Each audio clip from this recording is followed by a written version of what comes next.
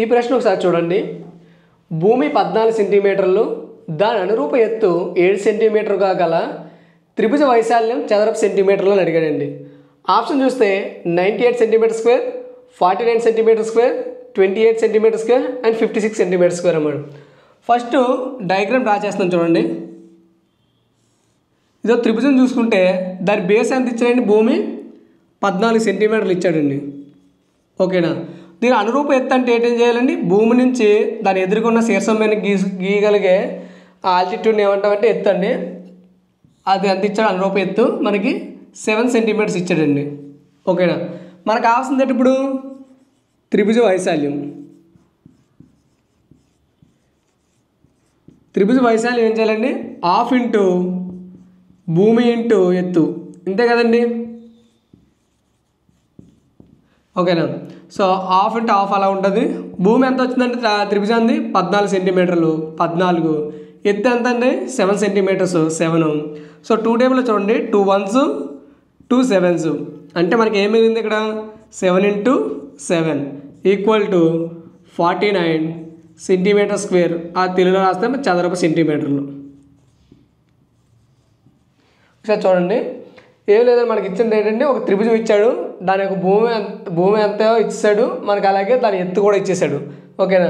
మన త్రిభుజ వైశాల్యం కావాలంటే దానికి ఫార్ములా ఉంది మనకు తెలిసింది అందరికీ, 1/2 ఇంటూ భూమి ఇంటూ ఎత్తు చేస్తాం. So half into 14 into 7. So 2 టేబుల్లో 7 టైమ్స్ పోతే 14. సో 7 ఇంటూ 7 మిగిలింది. సో 7s are 49 సెంటీమీటర్ లేదు, సెంటీమీటర్ స్క్వేర్ లేదా చదరపు సెంటీమీటర్లు అన్నమాట. సో ఎక్కడ చూడండి answer B is correct answer అన్నమాట. ఇలాంటి సింపుల్ క్వశ్చన్స్ మనం ఈజీగా చేయగలుగుతాం. జస్ట్ ఏంటంటే ఇది ఒక్క ఇన్ఫర్మేషన్ మనకు తెలిసి ఉండాలి. త్రిభుజ వైశాల్యం సూత్రం half into base into height అని చెప్పేసి. ఓకేనా. నెక్స్ట్ ప్రాబ్లం సాల్వ్ చేద్దాం. ఈ క్వశ్చన్ చూడండి, చతురస్రం యొక్క చుట్టుకొలత 4x + 8 అయినా చతురస్రం వైశాల్యం కనుక్కోమన్నాడండి. చతురస్రం ఎలా ఉంటుందండి, 4 సైడ్స్ ఈక్వల్గా ఉంటుంది, అంతే కదండి. అంటే ఇది ఏ అయితే ఇది కూడా ఏ, ఇది ఏ, ఇది ఏ అవుద్ది. ఓకేనా. చుట్టుకొలత అంటే ఏంటండి, మొత్తం కలపాలి కదండి, అన్ని ఏలు కూడా ఇది ఇది ఇది అండ్ ఇది. అంటే చుట్టుకొలతకి ఎంత అవుద్ది 4a అవుద్ది, అంతే కదండి. మొత్తం సైడ్స్ అన్నీ కలపాలి. సో 4 టైమ్స్ ఏ ఉన్నాయి కాబట్టి 4a అయింది. దాని వాల్యూ ఎంత ఇస్తాడు, ఎంత అండి మనకి 4x + 8 ఇచ్చాడు. ఓకేనండి. అండ్ 4a ఈక్వల్ టు ఈ రెండాట్లో కామన్ టర్మ్ ఏముందండి, 4 ఉంది కదా, 4 కామన్ తీసేస్తే ఇక్కడ రిమైనింగ్ ఏం మిగిలింది x, ఇక్కడ ఏం మిగులుతుంది ఇంకా 2. ఓకేనా. కావాలంటే ఒకసారి మల్టిప్లై చేయండి, 4 into x 4x and 4 into 2 8. Okay కదా. సో ఈ 4కి క్యాన్సిల్ చేసేసండి, దాని ఏ ఈక్వల్ టు ఏం మిగిలింది x + 2 అనమాట. ఇప్పుడు మనకి ఏం వచ్చిందండి, ఒక భుజం యొక్క విలువ వచ్చింది. కానీ మనం అడిగింది ఏంటి అడిగాడు, వైశాల్యం అడిగాడు. మనకు కావాల్సింది ఏంటి వైశాల్యం అంటే ఏం చేయాలి, a². a ఇంటూ ఏ చేస్తేనే కదండి దాని వైశాల్యం వచ్చేస్తుంది. అంటే a² అంటే x + 2 హోల్ స్క్వేర్ అనమాట. ఇది ఏ ఫార్ములాలో ఉంచండి, a + b హోల్ స్క్వేర్లో ఉందా లేదండి, అంటే a² + 2ab + b² చేద్దాం చూడండి. ఫస్ట్ a² చేద్దాం, అంటే x² + 2ab అంటే ఇక్కడ 2 ఉంటుంది కదండి, ఏ ప్లేస్లో ఏముంది x ఉంది, b ప్లేస్లో 2 ఉంది. So 2 2s are 4, 4 into x 4x plus 2² అంటే 4. మళ్ళీ ఒకసారి చెప్తాను చూడండి, ఇది a + b హోల్ స్క్వేర్ ఫామ్లో ఉంది కదండి. సో ఫస్ట్ ఏం చేస్తాం, a² అంటే x². నెక్స్ట్ మీకు 2ab అని మల్టిప్లై చేయడం కొంచెం కన్ఫ్యూజ్గా ఉందనుకోండి, ఇలా మల్టిప్లై చేసేది 2 ఇంటూ 2 4, 4 ఇంటూ x 4x సరిపోయింది కదండి. నెక్స్ట్ 2² చేయాలి లాస్ట్, అంటే b² అంటే b ప్లేస్లో 2 ఉంది కాబట్టి 2² చేస్తే 4 అన్నమాట. సో మనకు వైశాల్యం ఎంత వచ్చిందండి, x² + 4x + 4 అన్నమాట. ఎక్కడ చూడండి option C is correct answer అన్నమాట. మరోసారి చెప్తాను చూడండి, మనకు ఒక చతురస్రం ఇచ్చాడు, దాని యొక్క పెరిమీటర్ ఇస్తాడు, చుట్టుకొలత ఎంత దేనికి ఈక్వల్ అని చెప్పాడు, 4a అనేది 4x + 8కి ఈక్వల్ అన్నాడు. ఇందులో 4 కామన్ తీసాం, 4 క్యాన్సిల్ అయిపోతే ఒక భుజం యొక్క విలువ వచ్చింది x + 2 అని చెప్పేసి. సో మనకు కావాల్సింది భుజం వాల్యూ కాదు కదండి, వైశాల్యం కావాలి. వైశాల్యం అంటే ఏంటి, భుజం ఇంటూ భుజం అంటే భుజం స్క్వేర్. అంటే a² తీసుకుంటే ఏ ప్లేస్లో x + 2 ఉంది కాబట్టి x + 2 అనేది సబ్మిట్ చేసాం, స్క్వేర్ చేయాలి. ఇది ఏ ఫామ్లో ఉంది, a + b whole square. a + b whole square అంటే a² + 2ab + b². సబ్మిట్ చేస్తే మనకు వచ్చింది x² + 4x + 4 అన్నమాట. ఓకేనా. నెక్స్ట్ ప్రాబ్లం సాల్వ్ చేద్దాం. ఈ క్వశ్చన్ ఒకసారి అబ్జర్వ్ చేయండి. వ్యాసార్థం 35 సెంటీమీటర్లు కాగల అర్ధవృత్తం పరిధి అడిగాడండి. మనం ఇప్పటివరకు వృత్త పరిధి చేసాం. వృత్త పరిధి అంటే 2πr అని చెప్పేసి. మరి అర్ధవృత్త పరిధి అంటే ఏమవుతుందండి? ఆ 2πrలో సగం అనమాట. అంటే మనకి ఇచ్చిన క్వశ్చన్ చేస్తే ఇలా ఒక అర్ధవృత్తం అనుకోండి ఎగ్జాంపుల్గా, ఇక్కడ నుంచి ఇక్కడ ఉన్న డిస్టెన్స్ ఇస్తాడండి ఆరు, ఎంత 35 సెంటీమీటర్లు ఇచ్చాడు. అలా అనుకుంటే ఈ మొత్తం వృత్త పరిధి ఎంత అని అడిగాడండి. ఓకేనా? ఇక్కడ పరిధికి ఫార్ములా ఏమవుతుందండి? πr, అంతే కదండి. యాక్చువల్గా ఫుల్ సర్కిల్ ఉందనుకోండి ఏమవుద్ది? 2πr అవుద్ది. అంటే 2 హాఫ్లు కలిపితే కదండి ఒకటి. ఎందుకంటే ఎలా వచ్చింది సార్ అని అంటే, ఇలా ఒక సర్కిల్ ఉందనుకోండి, ఇలాగ రెండు పార్ట్లు కదండి, 2 పార్ట్లు కలిపితే మనకి 2πr. ఓకేనా? అందులో ఆఫ్ చేస్తాం అంటే బై 2 చేస్తాం, కట్ చేస్తే ఏముంది? πr కదండి మిగిలింది. ఓకేనా? ఆ πr అన్నమాట అర్ధవృత్తం యొక్క పరిధి ఏమవుద్ది? πr. సో పై వాల్యూ తెలుసు మనకి 22/7 ఇంటూ r ఎంతండి? 35. సో కట్ చేస్తే 7 5 35. సో 522s 110 సెంటీమీటర్. ఇక్కడ చూడండి, మళ్ళీ ఆల్రెడీ ఇంతకుముందు చెప్పాను, పరిధి అంటే ఒక కొలత. ఆరు ఒకసారి కదండి ఉంది, ఇందులోని 2-3 కొలతలు లేవు కాబట్టి మనకి ఏమవుద్ది? సెంటీమీటర్ అయితే సెంటీమీటర్లో ఉంటుంది, మీటర్ అయితే మీటర్లోనే ఉంటుంది. సెంటీమీటర్ స్క్వేర్ అవ్వదు, క్యూబ్ అవ్వదు. ఓకేనా? సో ఇప్పుడు మన పరిధి ఏమొచ్చిందండి? 110 సెంటీమీటర్లు. So 110 C is correct answer అన్నమాట. మళ్ళీ ఒకసారి చెప్తాను చూడండి. సో ఫుల్ సర్కిల్ ఉంటే మనకి 2πr అవుద్ది. మన అర్ధవృత్తం అని అడిగాడు కాబట్టి అర్ధవృత్తంలో ఏమవుద్ది? దాని యొక్క పరిధి πr అవుద్ది. ఎందుకంటే 2πrలో సగం కాబట్టి 2 క్యాన్సిల్ చేస్తే πr మిగులుతుంది. మన r తెలుసు కాబట్టి సబ్స్టిట్యూట్ చేస్తాం. వాల్యూ ఎంత వచ్చిందండి? 110 సెంటీమీటర్లు అన్నమాట. ఓకేనా? నెక్స్ట్ ప్రాబ్లం సాల్వ్ చేద్దాం. ఈ క్వశ్చన్ ఒకసారి చదవండి. ఒక ఘనం యొక్క భుజం 1 సెంటీమీటర్ అయితే సంపూర్ణతల వైశాల్యం మైనస్ ప్రక్కతల వైశాల్యం ఎంత అని అడిగాడండి చదరపు సెంటీమీటర్లో. ఆప్షన్ చూస్తే 1 2 3 4. ఇందాక చెప్పామండి, ఏ పటం ఇచ్చి ఏ 3D పిక్చర్ ఇచ్చినా సరే మనం తెలుసుకోవాల్సిన ఏంటండి? ప్రక్కతల వైశాల్యం, సంపూర్ణతల వైశాల్యం, ఘన పరిమాణం. ఈ 3 క్వాంటిటీస్ కూడా మనం పక్కాగా నేర్చుకోవాలండి ప్రతి ఫిగర్గా కూడా. సో మన దాంట్లో ఇచ్చాడు ఫస్ట్ భుజం ఇచ్చాడు, ఘనం కాబట్టి ఘన డయాగ్రామ్ వేస్తాను చూడండి.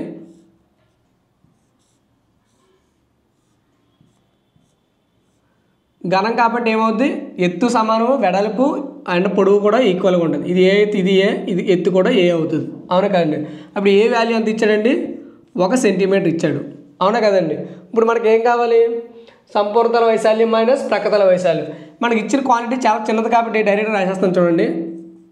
సో సంపూర్ణతల వైశాల్యం మైనస్ ప్రక్కతల వైశాల్యం. ఓకేనా? చూడండి, సంపూర్ణతల వైశాల్యం ఫార్ములా ఏంటండి? 6a² minus ప్రక్కతల వైశాల్యానికి 4a². ఓకేనా? ఇప్పుడు ఏ విలువ 1 కాబట్టి 1 ఇందులో సబ్స్టిట్యూట్ చేసేయండి. 6 × 1² మైనస్ 4 × 1². సో 6 × 1 1² అంటే 1, 6 × 1 6 మైనస్ 4 × 1 4. తీసేస్తే ఎంతండి? 2 సెంటీమీటర్. ఇప్పుడు చెప్పండి, ఇప్పుడు స్క్వేర్ వస్తుందా లేకపోతే క్యూబ్ వస్తుందా లేదా సెంటీమీటర్ ఉంటుందా? ఖచ్చితంగా స్క్వేర్ అండి. ఎందుకంటే వైశాల్యం అంటే 2 కొలతల యొక్క లబ్ధం. అవునా కదండి? అప్పుడు ఏమవుద్ది? 2 సెంటీమీటర్ స్క్వేర్ అన్నమాట. ఆప్షన్లో చూడండి ఎక్కడ ఉందో, బి ఈజ్ కరెక్ట్ ఆన్సర్ అన్నమాట. ఏమిచ్చాడు మనకి? ఏ అనేది అంటే ఒక భుజం యొక్క కొలత ఇస్తాడు, ఒక ఘనం ఉంది. అప్పుడు సంపూర్ణతల వైశాల్యానికి ప్రక్కతల వైశాల్యం అయితే వ్యత్యాసం అడిగాడండి. So 6a² minus 4a². అంటే మామూలు డైరెక్ట్ మీరు తీసుకోవచ్చు. దీని రెండాటి యొక్క వ్యత్యాసం ఎంత? 2a².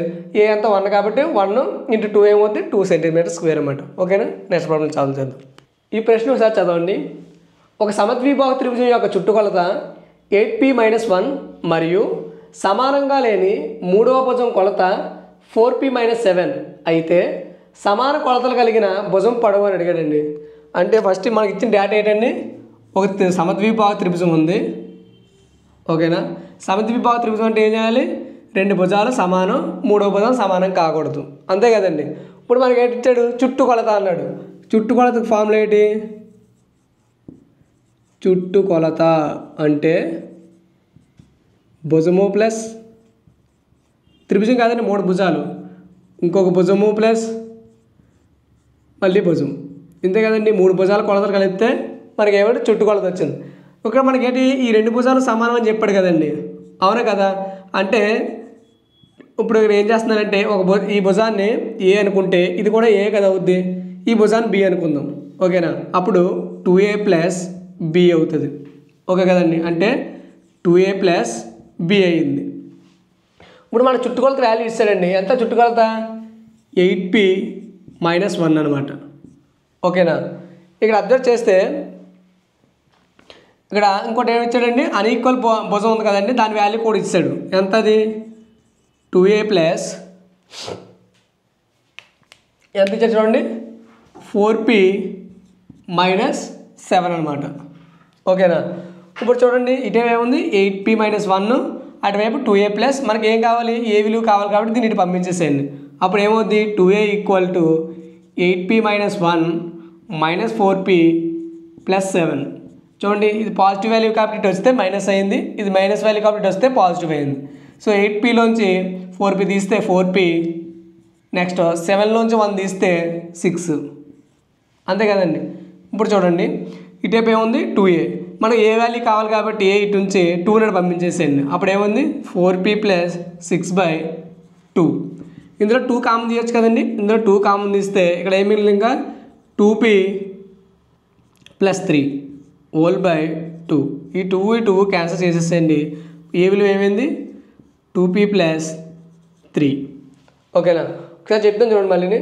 చుట్టుకోలు ఇచ్చాడు దేనిదండి, సమద్విభావ త్రిభుజం. సమద్విభావ త్రిభుజానికి ఏమవుద్ది, మొత్తం ఏ త్రిభుజమైనా లేకపోతే ఏ క్వార్టర్ లెటర్ అయినా ఏమవుద్ది, మనకి చుట్టుకొలత అంటే అన్ని భుజాల యొక్క కొలతలు మొత్తం కలపాలి. సో భుజము ప్లస్ భుజము ప్లస్ భుజం. సో ఈ రెండు భుజాలు సమానం అవుతాయి కదండి. ఎందుకు సమద్విబాహు త్రిభుజం అన్నాడంటే రెండు భుజాలు సమానం కాబట్టి ఒకటి ఏ అనుకుంటే మొత్తం 2a అవుద్ది.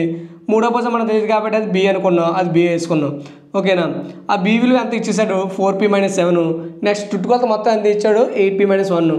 ఈ వాల్యూస్ అన్నిటే తీసుకొచ్చాం, ఏ టైమ్స్ మాత్రం ఒక పక్క ఉంచుకున్నాం. అప్పుడు ఇవన్నీ క్యాలిక్యులేట్ చేస్తే ఎంత వచ్చింది 2a equal to 4p plus 6 వచ్చింది. ఓకే. ఈ 2ని కూడా అటు పంపిస్తే ఏమైంది 4p ప్లస్ 6/2 అయింది. ఈ రెండాటిలో కామన్ 2 తీసాం. చూడండి ఇక్కడ 2 తీసేస్తే ఇంకా ఏముంది, ఇక్కడ 2p మిగులుతుంది. 2 3 6 కాబట్టి 2 బయటకు వచ్చేస్తే ఇంకా 3 ఉంది, ఆ 3 ఇక్కడ అనమాట. ఓకేనా. సో ఈ 2 క్యాన్సిల్ చేస్తే మనకి ఎంత వచ్చిన ఆన్సర్ 2p ప్లస్ 3 అన్నమాట. అంటే ఏ వాల్యూ అంటే దేనిదండి, సమానం భుజమైన ఒక భుజం యొక్క విలువ అనమాట. అది అంటే రెండు భుజాల విలువ ఏమవుద్ది ఇంటూ 2 చేసుకుంటే సరిపోద్ది అనమాట. ఓకేనా. అంటే ఒక భుజం విలువ తెలిస్తే సరిపోద్ది కాబట్టి ఒక భుజం విలువ ఏమైంది 2p ప్లస్ 3 అనమాట. So 2p plus 3 is correct answer అనమాట. ఓకేనా. నెక్స్ట్ ప్రాబ్లం సాల్వ్ చేద్దాం. ఈ క్వశ్చన్ ఒకసారి చదవండి. ప్రకటన: ఒక స్తూపాకార పాత్ర యొక్క ఎత్తు 7/2 సెంటీమీటర్లు మరియు వ్యాసార్థము 7 సెంటీమీటర్లు అయినా ఆ పాత్ర యొక్క ఘనపరిమాణం 450 చదరపు సెంటీమీటర్లు. కారణం: స్తూపం యొక్క ఘనపరిమాణం కనుగొనుటకు v = πr²h సూత్రాన్ని వినియోగిస్తాము.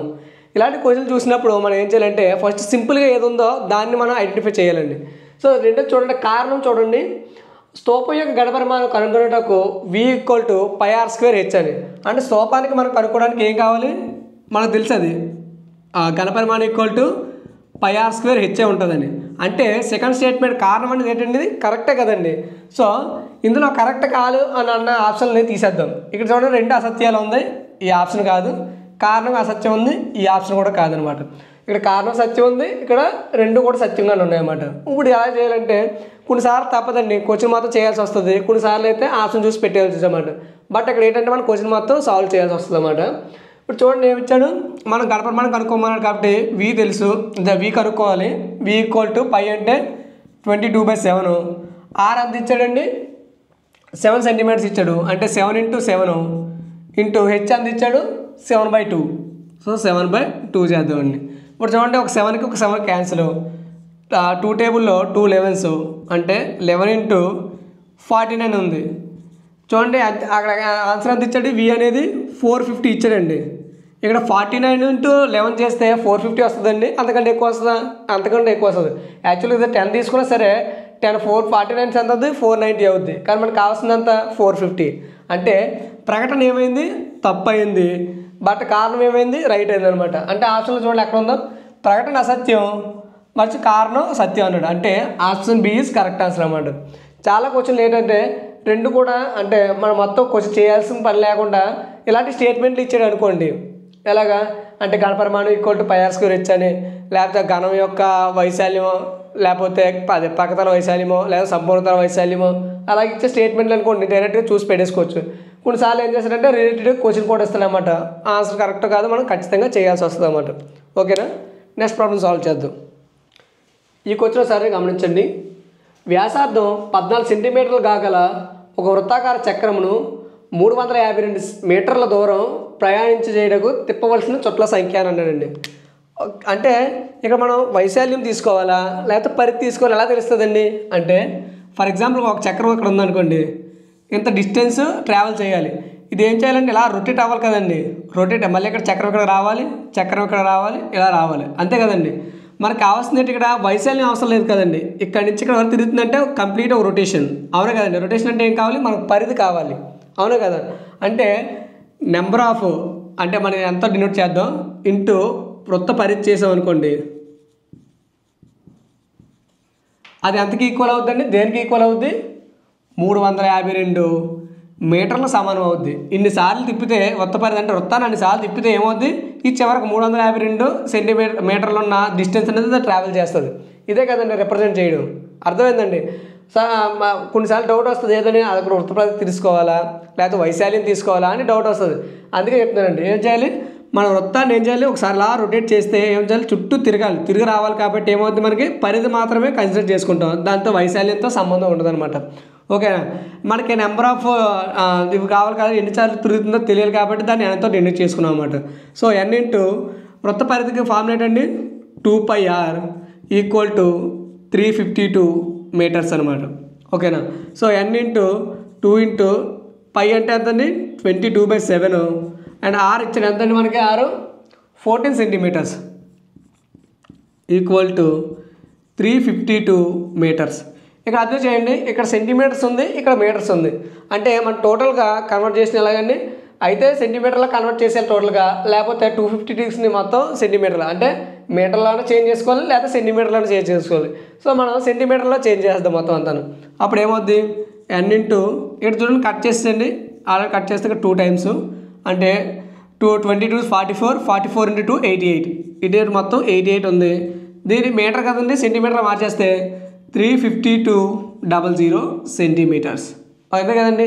ఒక మీటర్కి 100 సెంటీమీటర్లు, అలాగన్నట్టు 352 మీటర్స్కి ఎంత అవుతుంది, 35,200 సెంటీమీటర్స్ అవుతుంది. సో 88 అని పంపించండి. n is equal to 352.00/88. ఓకేనా. చుట్ల సంఖ్య కదా మనకు కావాల్సింది. ఇప్పుడు చూడండి 88 టేబుల్లో ఎన్నిసార్లు పోద్దాం, లాస్ట్న 8 ఉంది కాబట్టి 2 వచ్చే నెంబర్ దేంతో చేయాలి, 4తో చేస్తే సరిపోదు కదండి. సో 4తో క్యాన్సిల్ చేయండి అంటే 400, అంటే n ఈక్వల్ టు 400. ఓకేనా. n ఈజ్ ఈక్వల్ టు 400 అంటే ఆప్షన్ ఏ ఇస్ కరెక్ట్. మళ్ళీ ఒకసారి చెప్తాను చూడండి, మనకి ఏంటి కావాలి, చుట్ల సంఖ్య కావాలి కాబట్టి వృత్త పరిధిని కన్సిడర్ చేయాలి, వృత్త వైశాల్యం అయితే ఇక్కడ తీసుకోకూడదండి. వైశాల్యం అంటే ఇది ఇక్కడ ఆక్యుపై చేసే ప్లేసే కదా మనకు కావాలి, అది కాదు కదా మనకు కావాల్సింది. నా డిస్టెన్స్ సమ్ డిస్టెన్స్ అనేది ట్రావెల్ అవ్వాలి ఆ చక్రం అనేది. ఎన్ని రొటేషన్ అవుతే తెలుసుకోవాలనుకుంటే ఏం చేయాలి, n ఇంటూ వృత్త పరిధి చేయాలి. వృత్త పరిధి చేసాం, మనకు కావాల్సిన ఇక్కడ ఇంకో విషయం ఏంటంటే ఇక్కడ సెంటీమీటర్లు ఉంది, ఇక్కడ మీటర్లు ఉంది, టోటల్గా సెంటీమీటర్లో కన్వర్ట్ చేయాలంటే ఇంటూ 100 చేసాం.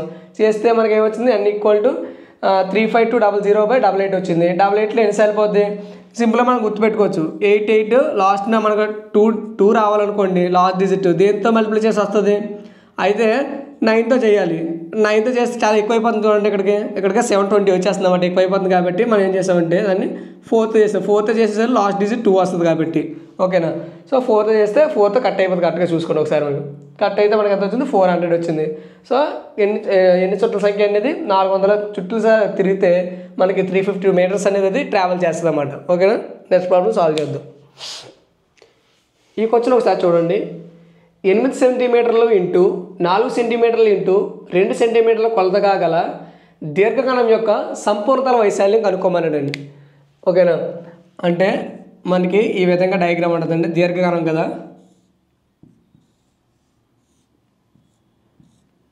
ఏమిచ్చాడు, పొడవు 8 సెంటీమీటర్స్, వెడల్పు 4 సెంటీమీటర్స్, ఎత్తు 2 సెంటీమీటర్లు ఇచ్చాడండి. ఓకేనా. మనకి ఏం కావాలి, సంపూర్ణతల వైశాల్యం. సంపూర్ణతల వైశాల్యం ఫార్ములా ఏంటండి, 2/LB + BH + HL, అంతే కదండి. Length into breath, breath into height, height into length, 2/2. ఇందులో సబ్స్టిట్యూట్ చేసేద్దాం సేమ్ వాల్యూస్. సో L అంటే అండి ఇక్కడ 8, బ్రెత్ అంతా 4 ప్లస్ B అంతా 4, H 2, నెక్స్ట్ H ఎంత అండి 2, L ఏమో 8. చూసుకోండి ఎంత వచ్చిందో. ఇక్కడ 8 4s 32 ప్లస్ ఇది 8 ప్లస్ 16 ఓకేనా. So 32 plus 8 40 plus 16 56 2 into 56. So గుర్తుపెట్టిన 2 50లు 100 2 6లు 12 అంటే మొత్తం 112. ఓకే 112 బాగా ఉంది. ఇప్పుడు మనం ఏం చేయాలి, 112 ఆన్సర్ 2 ఉన్నాయి. గణప సెంటీమీటర్లు పెట్టాలా చదరపు సెంటీమీటర్లు పెట్టాలా అని చాలామంది డౌట్తో ఏం చేస్తారంటే టక్ మన ఫస్ట్ హాఫ్ తర్వాత కదా గణప సెంటీమీటర్లు పెట్టేస్తారు.